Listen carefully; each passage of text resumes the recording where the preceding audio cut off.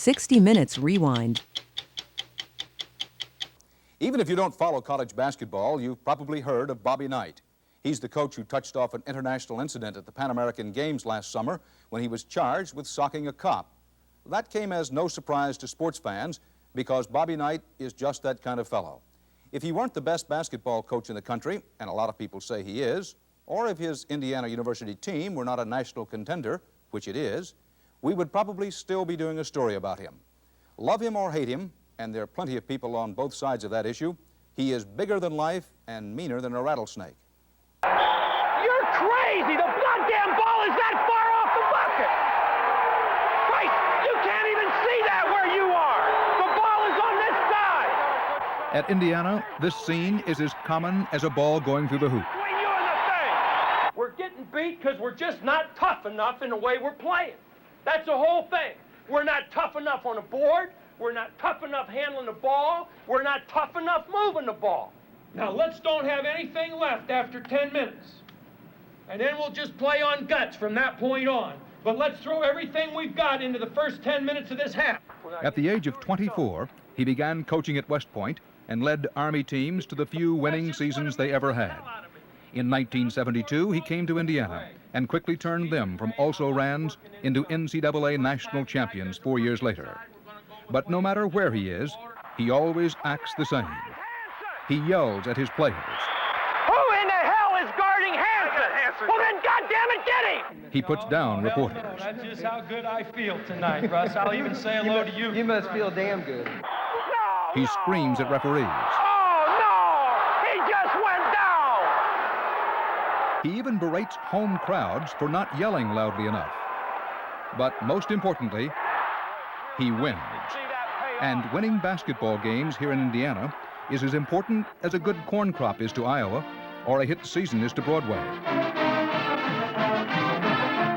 Indiana is basketball crazy. A ball and a net would make a perfect state flag. And as long as Knight is holding the flag, his players march, run, and jump to his tune. Let's go. We go out this way. Let's go. Let's go. And I say, boys, we're going to play basketball my way. This isn't going to be very democratic.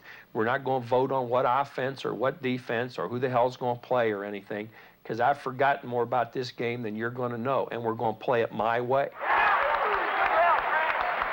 You took a jump shot off the dribble, no passes.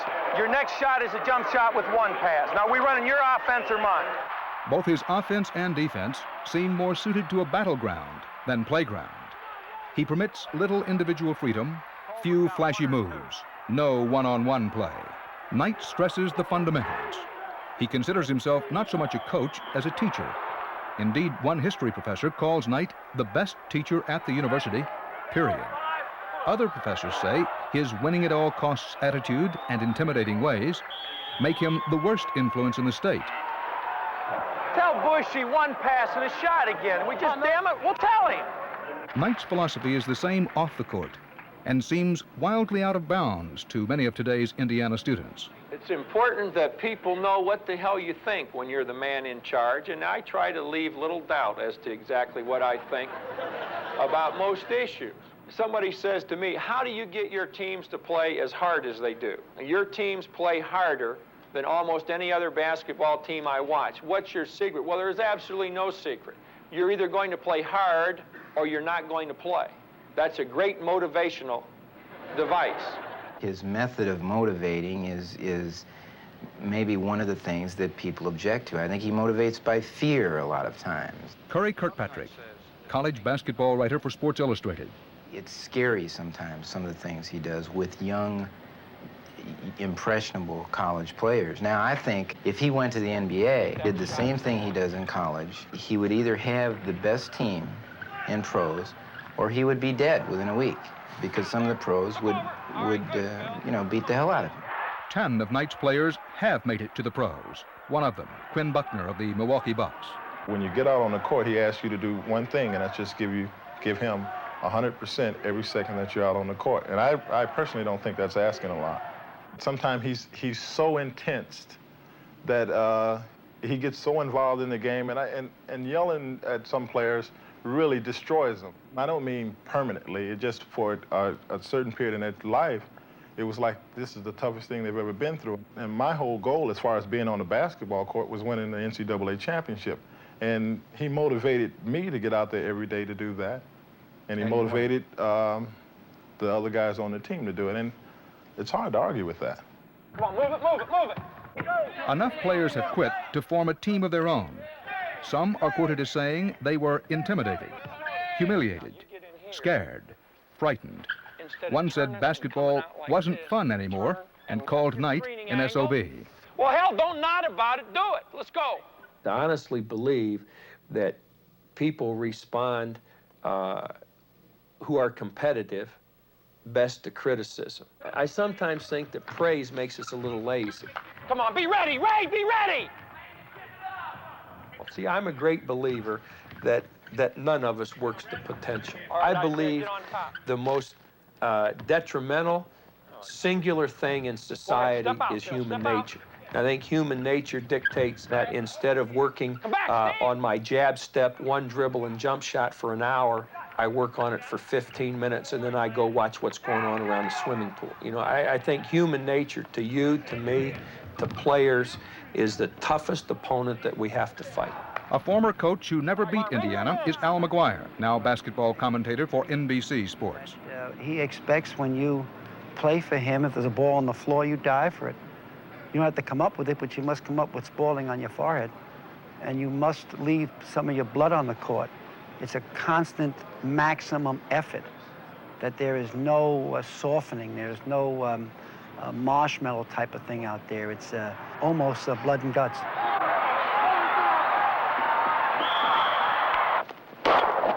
I really think that there's a great similarity between hunting and working with hunting dogs and coaching and working with basketball players, because you get a dog that has some native talent. It can run, it has some strength, it has a nose that can smell, and then you've got to really develop and perfect that. That's like getting a basketball player that can run, can jump, can do some things that embody physical skills, and then you've got to kind of be the mastermind behind the operation as the hunter, just like the coach has to be with the team.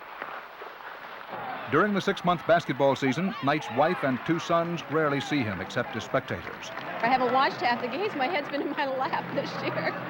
That's how nervous I've been this year. If we can be a very difficult team to score against, then we're going to be a difficult team to beat. As a player, he wasn't even a starter. Then again, he wasn't bad. Number 6 man on an Ohio State championship team starring Jerry Lucas, Larry Siegfried, and John Havlicek. Knight says he learned from them why some teams win and some teams lose. We read reams of copy about the will to win. We hear countless broadcasters talk about the will to win. I want to tell you something about the will to win. The will to win is the most overly exaggerated phenomena that we have in society today.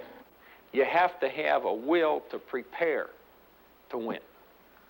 Not a will to win, because everybody's got that. It's the will to prepare to win. The story will continue after this. Knight demands total commitment to team play. It is the team, not the individual, that counts. If we can get the kind of boy that I think is willing to say, all right, I'm going to be a part of a really good team, and from that, I'm going to get a lot of recognition, which has happened with our players, instead of the boy that says, well, how many shots per game will I get in your offense? Or how many minutes will I play? Or how will you use me offensively? If we can determine that the kid will think that all the recognition that he wants is going to come out of team accomplishment, then this is what we're after, and that's not an easy thing to determine. At high school games, he scouts for future players, players willing to take orders, who, after arriving on campus, will be molded and formed into Knight's image. I think I have to take away individuality to some degree to accomplish what I want to accomplish in athletics. They required to get haircuts. They're required to be clean-shaven. That takes something away from those kids that is a little bit of a sacrifice on their part. Recruiting for college teams is, of course, fiercely competitive. Some high school superstars not only are wined and dined, petted and pampered, but also offered big money. often in the form of huge fees for summer jobs not performed. $40,000 a year is a figure often bounced around in locker room huddles. Knight refuses to play that bidding game and demands that his players work hard academically. At many other colleges, a lot of players don't graduate. At Indiana, they do. He goes after maybe 4 blue chip thoroughbreds, blue plate specials, these Einsteins that every coach in the country wants, and he gets them. So there has to be a section of this country that believes exactly in what Bobby Knight does. They believe in discipline. They believe in crew haircuts, bow ties, the 40s and the 50s, General Patton, charge into the machine gun nest, that type of thing, and which isn't bad. It's more of a conservative type of America. If much of Middle America admires him, many sports reporters do not. For the 2 seasons before this one, Knight held virtually no post-game press conferences. Instead, one of his assistants handed out mimeographed quotes. Begrudgingly, he changed that policy this year, but at the same time, he often closed the locker room to reporters after games. I don't think Bobby Knight really understands the role of the press. If you're not 100% for Knight in the Indiana program, you're an enemy. This is a kind of a paranoia. It is also a kind of perverse independence, a belligerent way of letting everyone know that he can win his own way. In a sport cheered for flashy offense, Knight insists on aggressive defense. In an era of permissiveness, he insists on discipline. When competitors insist they simply cannot win without buying recruits, Knight proves that he can. And when other coaches would leap at national publicity, Knight will turn his back if he thinks a publisher ever wrote a bad word about him. What was your reaction to Sports Illustrated last fall when they asked you to pose on a cover? And I told them that I thought, being what our relationship had been over the past 4 or 5 years, that what I felt they should do is step out on 6th Avenue and take the time life building and stick it. He's threatened me physically. He's threatened other people in our magazine physically. He threatened to throw another one of our writers out of a 2nd-story window. I mean, we could go on here, but these are just personal things, and they're laughable. But he says them in jest, doesn't he? I hope so. Now we got 3 minutes to take this thing into the halftime. You've worked 17 minutes. You've played good basketball for 17 minutes to get it into this position. Let's take it in with 3 really strong minutes at both ends of the court. Let's help each other out. Let's block out, and let's be sure of what we're doing with the ball on offense. Let's go. When it goes good for the team, it goes good for the university. Direct basketball income for this season is projected just short of $1 million. Add another $250,000 for a successful postseason tournament. And alumni contribute more when the team wins than when it loses. A healthy $2 million more last year, and probably more this year. Can you lose and survive here? I don't think so. I don't think that the university or the people in Indiana, the atmosphere of basketball in Indiana would permit you to lose here and survive. I don't think there's any way that could be done.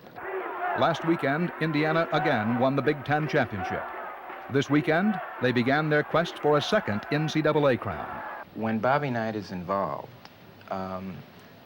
you lose sight of the players. You lose track of his players. And after all, the games are for the players, not for the coaches. And I think Knight, subconsciously or not, takes the spotlight to the detriment of the players, all in the cause of winning, all in the cause of winning. Maybe I do have tunnel vision in that regard, but damn it, I want those kids to be able to get out of here, and I want them to look back and say, now they may not understand why I've said what I did or what I've said, but I want them to get out of here, and at some time, it may not be this year or next year, maybe 5 years, I want them to be able to sit down and analyze education at Indiana University and say that playing basketball was the greatest form of education I received while being there.